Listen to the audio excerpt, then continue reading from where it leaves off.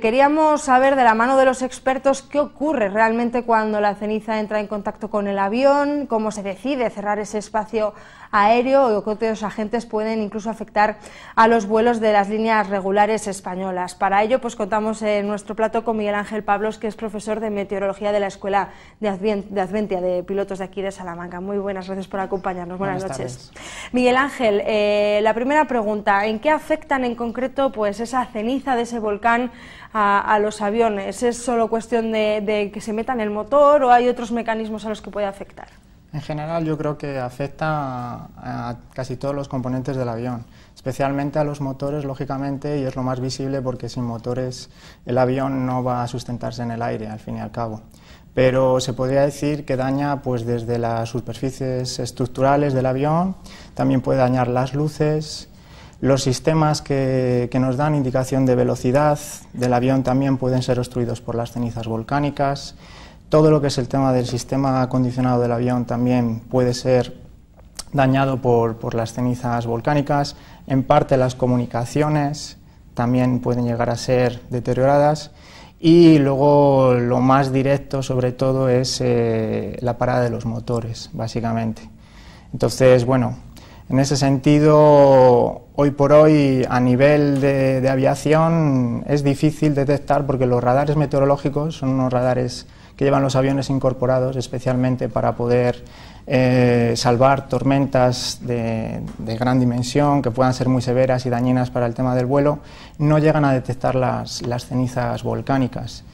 Y las cenizas volcánicas pues llegan a ser partículas que realmente son muy abrasivas, erosionan muchísimo todos los componentes que toquen, puede haber incluso sustancias de azufre y en el momento que empiezan a entrar en el motor van a hacer que haya una parada al cabo de un tiempo. Normalmente el motor básicamente se divide en tres partes principales, estamos hablando de la aviación comercial especialmente, sobre todo los motores más típicos que hoy en día llevan los aviones más famosos a nivel o más comunes a nivel de compañía aérea.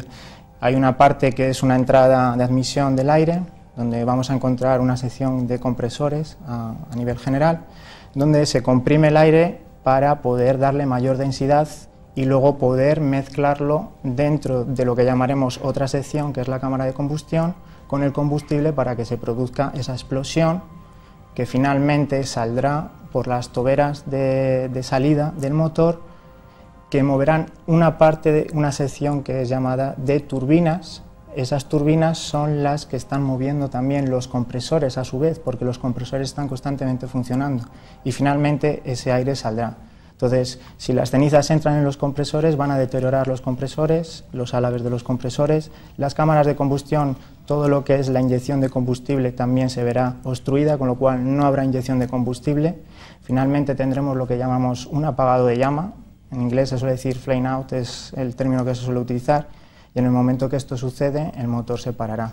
Aparte también habrá muchísima presión dentro del motor, esa ceniza volcánica se va a solidificar, primero se va a poner en estado de fusión y finalmente se adherirá a todas las partes del motor, impidiendo que el flujo normal del aire, o sea que al final tendremos una parada de motor. Con todo lo que nos ha contado Miguel Ángel Pablos, la pregunta de ¿realmente la ceniza afecta? Sí, está más que contestada, porque hubo mucha gente que en el año 2010, cuando se decidió pues cerrar ese espacio aéreo, se preguntaba si realmente había servido para algo o todo se hacía un poco desde el desconocimiento. No, todo esto ya estaba perfectamente demostrado y se sabía. Sí, la verdad es que sí.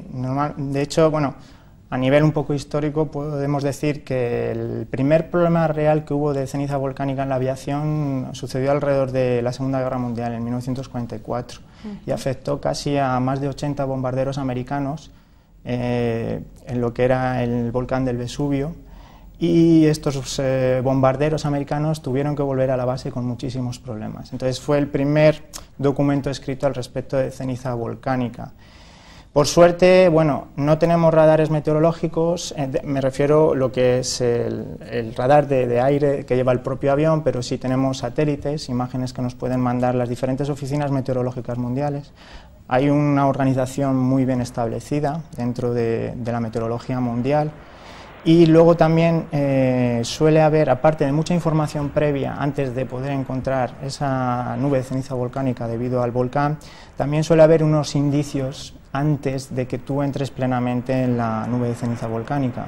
Por ejemplo, normalmente vas a notar que hay como un oscurecimiento completo de la visión a través de lo que es el windshield, vamos, parabrisas del avión, una especie de calima, como lo que llamamos aquí nosotros en las Islas Canarias, ese polvillo de arena y de suciedad, entre comillas, en este caso será un conjunto de partículas.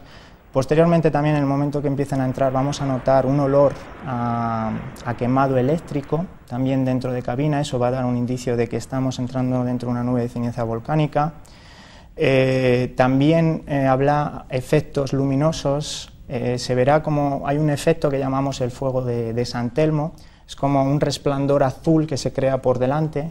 No son rayos, son efectos luminosos que se crean por la carga eléctrica tan grande que hay, porque estas partículas al final también al chocar entre ellas van a crear cargas eléctricas positivas y negativas, y eso va a generar este efecto luminoso. Por todo esto, Miguel Ángel, entonces el piloto ya puede detectar a priori que algo está sucediendo, puede intentar intuir lo que puede ser antes incluso que desde la torre de control, de la torre de mando, les avisen, ¿no? Sí, si sucede en pleno vuelo, claro, antes de haber despegado. Sí, normalmente por regla hay que evitar volar en una nube de ceniza volcánica. Lo primero, los pilotos se les instruye a nivel de datos históricos de todo lo que ha sucedido, y entonces con eso ellos están preparados. Luego también a posteriori siempre hay un dispatcher que llamamos, antes de salir a volar se va a una oficina meteorológica dentro de las compañías aéreas, tienen gente trabajando especializada en información meteorológica y les van a dar todos los detalles de las nubes de ceniza volcánica. Estas nubes pueden ser bastante grandes en cuanto a dimensiones, pueden llegar incluso en distancias verticales, en el plano vertical, pueden llegar a alcanzar hasta 30 kilómetros de altura. Normalmente estamos hablando casi de los límites o superiores ya a los límites de lo que es la tropopausa, el espacio en nuestro aéreo, nuestra capa de la atmósfera donde los aviones vuelan. Luego pueden moverse a velocidades de aproximadamente 100 kilómetros por hora, a lo mejor, con lo cual también hay que estar muy pendiente de los vientos en altura que pueda haber, y luego pueden llegar a viajar miles de kilómetros realmente. Entonces, ese fue el problema, aunque el volcán, especialmente el del año pasado, fue por abril, más o menos por estas fechas, un poco más adelantado. En el puente de Castilla y León, que yo volaba y casi me quedo sin volar, pero volé. Pues sí, en esas fechas precisamente el volcán este de Islandia era mucho más activo que el de ahora. Aparte, las partículas de la ceniza volcánica eran más ligeras, con lo cual se mantenían más suspendidas en el aire, eran más difíciles de dispersar, y la actividad era mucho más frenética dentro del volcán. De hecho, hubo varias erupciones constantes. En cambio, parece que este caso no ha sido tan grave y no ha conllevado tanto problema con el cierre.